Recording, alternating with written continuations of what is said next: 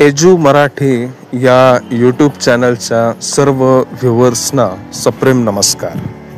आत्ताची बातमी जी आहे ती PF संदर्भातली आहे, त्यामुळं नक्कीच ही बातमी प्रत्येक कर्मचाऱ्यासाठी, मग तो खाजगी क्षेत्रातला असो की सरकारी क्षेत्रातला, दोघांसाठी ही महत्त्वाची आहे।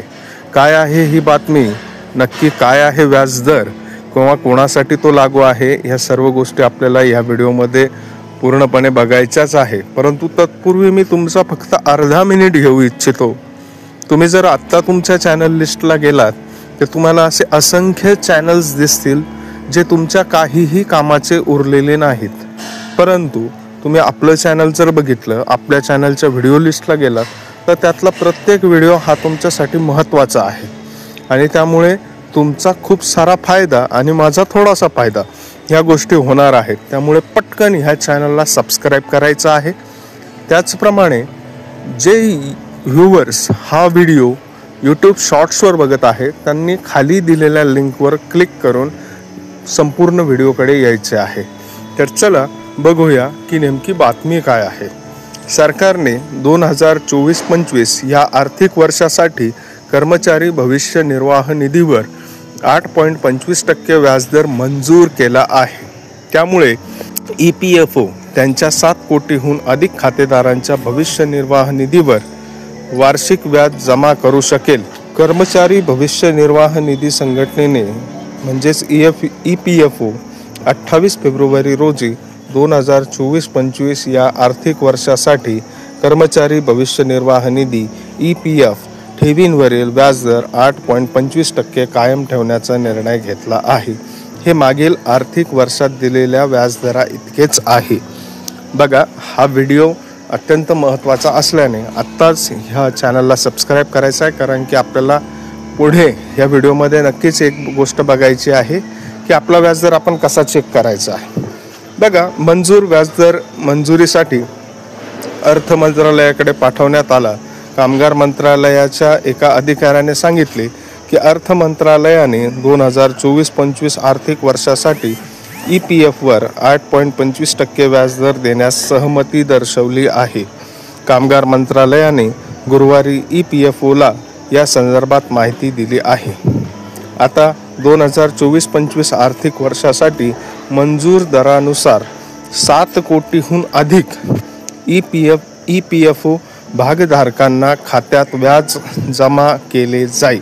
त्याचप्रमाणे केंद्रीय कामगार आणि रोजगार मंत्री मनसुख मांडवीय यांच्या अध्यक्षतेखाली 28 फेब्रुवारी रोजी नवी दिल्ली येथे झालेल्या EPFOच्या केंद्रीय विश्वस्त मंडळाच्या 237व्या बैठकीत व्याजदराचा निर्णय घेण्यात आला। फेब्रुवारी 2024 मध्ये EPFOने 2023-24 साठी व्याजदर 2022-23 मध्ये 8.15% वरून किरकोळ वाढून तो 8.25% केला होता।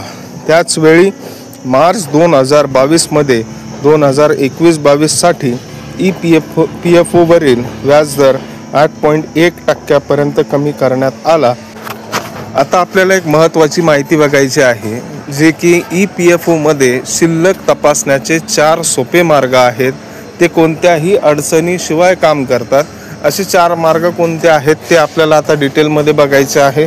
तुमच्या स्क्रीनवरही ती गोष्ट दिसणार आहे, त्यामुळे जरी व्हिडिओ तुम्ही फॉरवर्ड बॅकवर्ड करून बघितलं तरी तुम्हाला त्या गोष्टी लक्षात येतील। बऱ्याच लोकांना अद्यापही आपल्या EPFO अकाउंटबद्दल कोणतीही माहिती नाही। खरंच आपला जो नियोक्ता आहे, नियोक्ता म्हणजे ज्याच्याकडे आपण नोकरीला आहोत, शक्यतो खाजगी कर्मचाऱ्यांसाठी ही महत्त्वाची गोष्ट आहे, त्यामुळे प्रत्येकाने व्हिडिओ शेवटपर्यंत बघायचा आहे। तर पहिला मार्ग आहे तो SMS द्वारे शिल्लक तपासण्याचा। तुमच्या नोंदणीकृत मोबाईल नंबरवरून म्हणजेच EPFO अकाउंटला जो तुमचा मोबाईल नंबर आहे यावरून तुम्हाला SMS पाठवायचा आहे। SMS काय असणार आहे, EPFOHO UAN वापरून ते 77 38 299 899 या नंबरवर पाठवायचा आहे। त्याचप्रमाणे मिस कॉलद्वारे देखील तुम्ही दुसरा मार्ग जो आहे तो मिस कॉलचा आहे। तुमच्या नोंदणीकृत मोबाईल नंबरवरून खालील नंबरवर मिस कॉल द्यायचा आहे।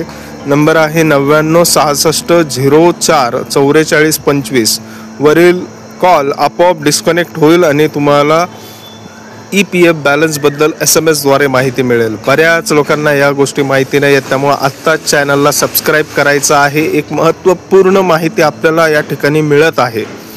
पुढचा तिसरा प्रकार आहे, त्यामध्ये तुम्ही थोडीशी डिटेल्स अजूनही प्राप्त करू शकता. तुमच्या स्मार्टफोनमध्ये उमंग ॲप इन्स्टॉल करायचं आहे. UMANG उमंग ॲपवर जा. त्यानंतर EPFO सेवा निवडायची आहे. त्यानंतर व्ह्यू पासबुक पर्यायावर क्लिक करायचं आहे. UAN आणि OTP वापरून लॉग इन करायचे आहे. तुम्हाला तुमचा पासबुक आणि बॅलन्सची संपूर्ण माहिती मिळेल. उमंग ॲपवर ज्यांना ॲक्सेस करता येईल त्यांना बऱ्याचशा गोष्टी त्यामध्ये बघायला मिळणार आहे. चौथा मार्ग जो आहे तो EPFO वेबसाईटवरून आपल्याला तपासता येणार आहे. EPFO अधिकृत वेबसाईटला भेट द्यायची आहे. आता त्यावरती जो UAN आहे त्यानंतर पासवर्ड आणि कॅप्चा टाकून लॉग इन करायचे आहे. तिथे तुमचे संपूर्ण पासबुक तुम्हाला बघायला मिळणार आहे. तर आत्ताच्या घडीची सगळ्यात मोठी जी बातमी होती ती PF वरील 8.25% व्याजदर हा कायम राहणार आहे. तर आत्ताच्या घडीला हीच सर्वात मोठी बातमी होती की PF वरील व्याजदर हा 8.25% असणार आहे. ही केंद्र सरकारची मोठी घोषणा याबाबत झालेली आहे आणि याचा सरळ फायदा हा 7 कोटीहून अधिक लोकांना होणार आहे. धन्यवाद. या चॅनलला आत्ताच सबस्क्राईब करायचं आहे. मला माहिती आहे एक महत्त्वपूर्ण माहिती आपल्याला मिळालेली आहे, त्यामुळे आत्ताच या चॅनलला सबस्क्राईब करायचं आहे. धन्यवाद.